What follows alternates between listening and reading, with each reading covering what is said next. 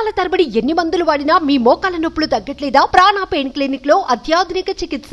నమస్తే, నేను విజయ్. విజయవాడలో పెద్ద పులిపాక కరకట్ట వద్ద కొన్ని ఫైళ్లను గుర్తు తెలియని వ్యక్తులు దహనం చేసిన ఘటన కలకలం రేపుతోంది. మైనింగ్ శాఖకు చెందిన ఫైళ్లు, హార్డ్ డిస్కులు, క్యాసెట్లు ఇందులో ఉన్నట్లుగా అనుమానిస్తున్నారు. వాటిని కాలుస్తుండగా గమనించిన స్థానికులు ఎందుకు తగలబెడుతున్నారని ప్రశ్నించడంతో వారు పారిపోయారు. దాంతో స్థానికులు వారి వెంట పడ్డారు. ఆ విషయాన్ని ఎమ్మెల్యే బోడే ప్రసాద్ దృష్టికి కూడా తీసుకువెళ్లారు స్థానికులు. దాంతో హుటాహుటిన అక్కడికి వచ్చిన ఎమ్మెల్యే పోలీసులకు ఫిర్యాదు చేశారు.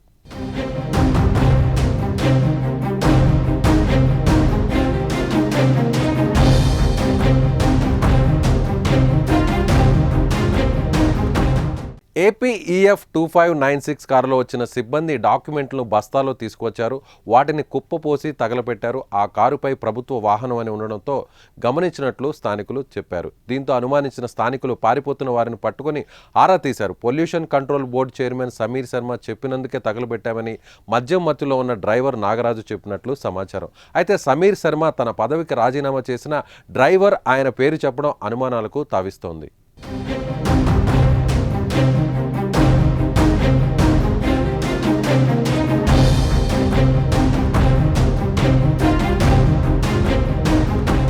జగన్ సర్కారు మారిన తర్వాత అనేక ఆరోపణలు ఎదుర్కొంటున్న ప్రభుత్వ శాఖలకు చెందిన ఫైళ్లు, హార్డ్ డిస్కులు ఇదే విధంగా తగలబెడుతుండడం అనేక అనుమానాలకు తావిస్తోంది. అవినీతి అక్రమాలకు సంబంధించిన ఫైళ్లను తగలబెట్టడం ద్వారా భవిష్యత్తులో విచారణను ఎదుర్కొనాలనే ఉద్దేశంతోనే ఈ విధంగా గుట్టుచప్పుడు కాకుండా ఫైళ్లు తగలబెడుతున్నారన్న అనుమానాలు వ్యక్తమవుతున్నాయి. ప్రధానంగా 100 కోట్ల అవినీతి జరిగిందన్న ఆరోపణలు ఎదుర్కొంటున్న మైనింగ్ శాఖలోనే ఇలాంటి ఘటనలు జరుగుతుండడం గమనార్హం.